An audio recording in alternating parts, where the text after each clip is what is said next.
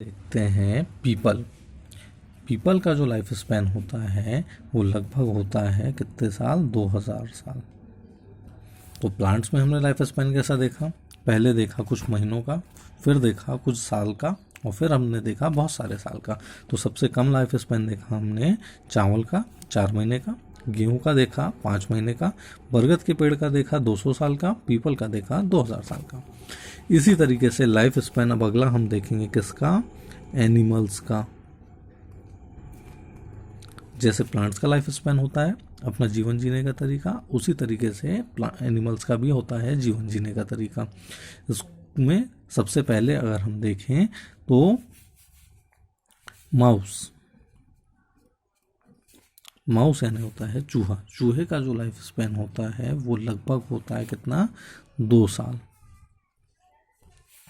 इसके बाद अगर हम देखें एक खरगोश का, रैबिट, एक खरगोश का अगर हम एक लाइफ स्पैन देखें, जीवन काल देखें, तो वो लगभग होता है 12 ईयर्स।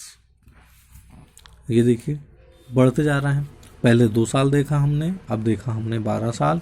इसके बाद अगर हम देखें इंसान का, ह्यूमन बीइंग, हमारा भी एक लाइफ स्पैन है, जितना हम लाइफ स्पैन जीते हैं तो हमारा लाइफ स्पैन लगभग होता है कितना, 70 ईयर्स यानी 70 साल। ठीक, अब कुछ चीज़ों का लाइफ स्पैन बहुत ज़्यादा होता है, जैसे पैरट यानी तोता। तोते का जो लाइफ स्पैन होता है वो होता है लगभग 140 साल।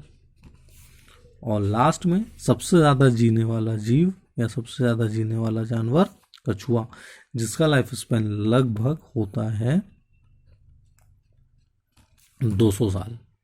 तो जैसे हमने प्लांट्स में अलग अलग लाइफ स्पैन देखे थे, वैसे ही सब हम एनिमल्स में अलग अलग लाइफ स्पैन देखेंगे, जिसमें सबसे पहला है माउस जिसका होता है 2 साल का, फिर देखते हैं हम रैबिट जिसका होता है 12 साल का, फिर देखते हैं इंसान जिसका 70 साल होता है, फिर देखते हैं हम तोता जिसका होता है 140 साल, फिर देखते हैं हम कछुआ जिसका लाइफ स्पैन होता है लगभग 200 साल। इस तरीके से लाइफ स्पैन हर प्लांट्स का और एनिमल्स का अलग अलग होता है। अब लाइफ स्पैन के कितने पार्ट्स होते हैं, 4 पार्ट्स होते हैं। लाइफ स्पैन के 4 पार्ट्स होते हैं, 4 पार्ट्स में डिवाइड है। सबसे पहला आता है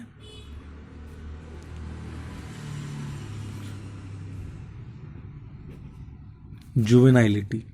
जुवेनाइलिटी का मतलब होता है ये ऐसा पीरियड होता है जिसमें कोई भी ऑर्गेनिज्म रिप्रोडक्शन की स्टेज पर पहुंचता है। जुवेनाइलिटी एक ऐसा फेज होता है, जुवेनाइलिटी फेज एक ऐसा फेज होता है जिसमें कोई भी ऑर्गेनिज्म कौन सी फेज तक पहुंचता है, रिप्रोडक्टिव फेज तक पहुंचता है। रिप्रोडक्टिव फेज तक पहुंचना यानी जब उसमें पूरी तरीके से रिप्रोडक्टिव ऑर्गन्स डेवलप हो जाते हैं, तो वो उस फेज को कहा जाता है जुवेनाइलिटी फेज। फिर सेकंड आता है इसी में मैच्योरिटी।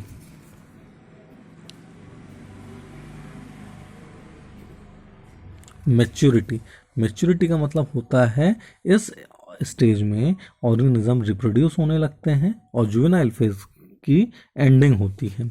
मैच्योरिटी में क्या होता है, रिप्रोडक्शन की जो प्रोसेस होती है वो स्टार्ट हो जाती है, और